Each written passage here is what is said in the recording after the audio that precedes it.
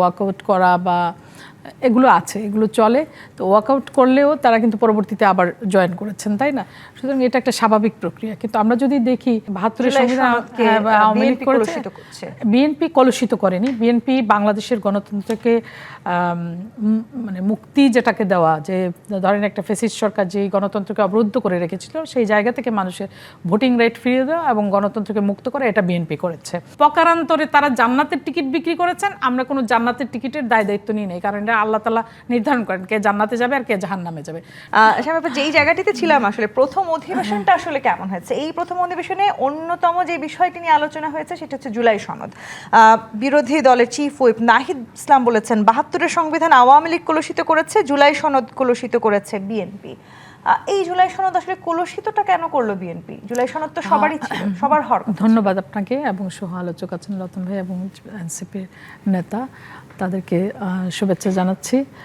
এবং প্রথমেই আপনার প্রশ্নটা ছিল যে হচ্ছে এই অধিবেশন কেমন ছিল বা কেমন হয়েছে। দেখুন, প্রথম দিকে তারা যে ওয়াকআউটটা করেছিল, এটা তো সংসদীয় যে প্রথা আছে এটার মধ্যে ওয়াকআউট করা বা এগুলো আছে, এগুলো চলে। তো ওয়াকআউট করলেও তারা কিন্তু পরবর্তীতে আবার জয়েন করেছেন, তাই না? সুতরাং এটা একটা স্বাভাবিক প্রক্রিয়া। কিন্তু আমরা যদি দেখি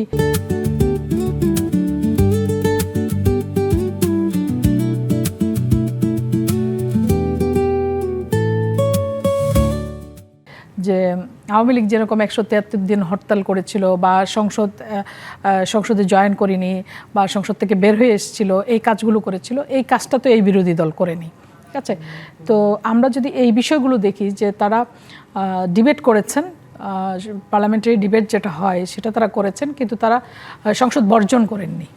যেহেতু সংসদ বর্জন করেননি, তাহলে রাজনৈতিক প্রক্রিয়াটা স্বাভাবিক রাখার জন্য যেই চর্চাটা দরকার সেটা তারা কন্টিনিউ করে গেছেন। সেই দিক থেকে যদি আমরা দেখি তাহলে আমি মনে করি যে এই অধিবেশন মোটামুটি ভালোই হয়েছে।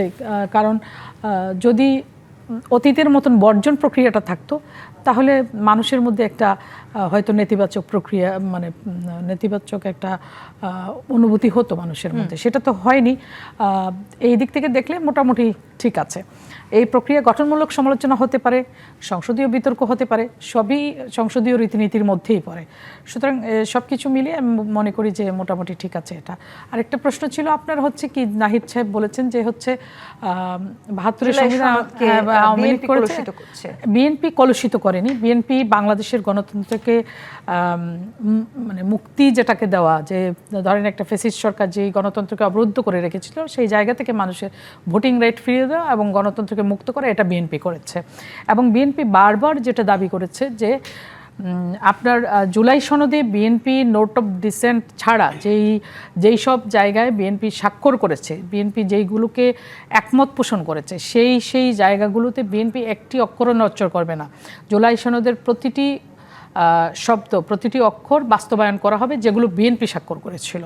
এখন বিএনপির স্বাক্ষরের বাইরে যদি অন্তর্বর্তীকালীন সরকার ছলচাতুরি করে কোনো কিছু চাপিয়ে দেওয়ার চেষ্টা করে থাকে, সেটা তো সেই দায় দায়িত্ব তো বিএনপি নেবে না, সেই দায়ভার তো বিএনপি নেবে না, তাই না? তো সেই জায়গায় বিএনপি এটা খুব পরিষ্কার করে বলেছে যে জুলাই সনদে যেই ক্লজগুলোতে তারা নোট অফ ডিসেন্ট দিয়েছে, ওগুলো ছাড়া যেগুলোতে তারা স্বাক্ষর করেছে, একমত পোষণ করেছে, সেগুলো তারা বাস্তবায়ন করবে।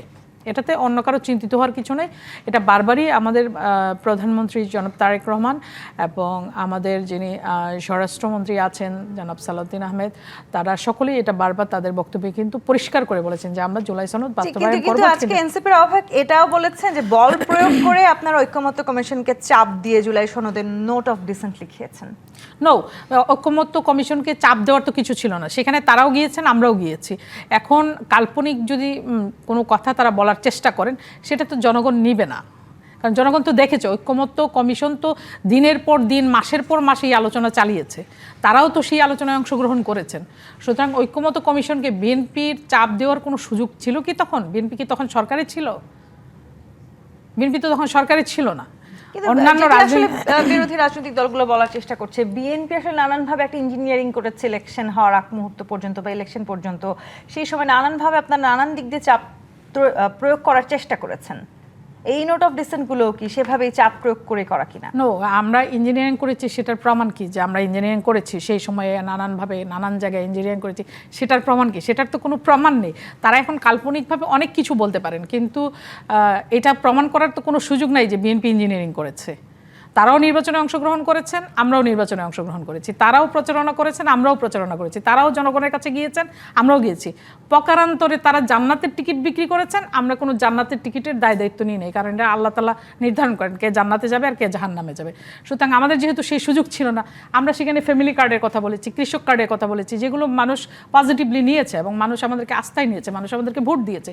সেখানে তারা ইঞ্জিনিয়ারিংয়ের গন্ধ পেলে তো আমাদের করার কিছু নেই। কিন্তু আপনারা যখন বলছেন মানুষ আপনাদেরকে আস্থা নিয়েছেন, ঠিক একই সময় বিরোধী রাজনৈতিক দলগুলো বলার চেষ্টা করছে 2 মাসেই আপনারা মানুষের আস্থা থেকে দূরে সরে যাচ্ছেন। প্রথম অধিবেশনে আসলে নানানভাবে আমরা বাকবিতণ্ডাও হতে দেখেছি, নানানভাবে আসলে বাকযুদ্ধ হতে দেখেছি। সেই আলোচনায় আসবো।